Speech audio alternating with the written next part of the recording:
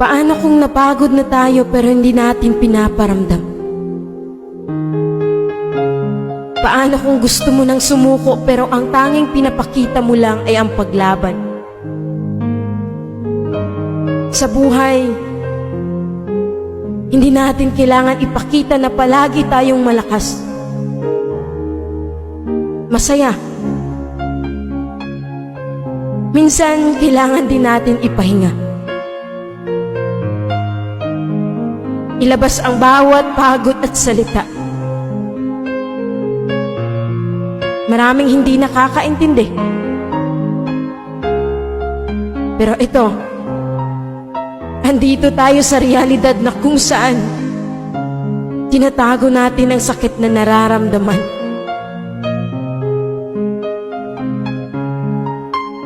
Kailan ba dapat tayo magpahinga? At kailan sabihin na ayaw ko na? Kasi maraming pagkakataon na ang sarap bumalik sa umpisa, na walang iba. Ang sarap mabuhay, pero ang hirap mapagod.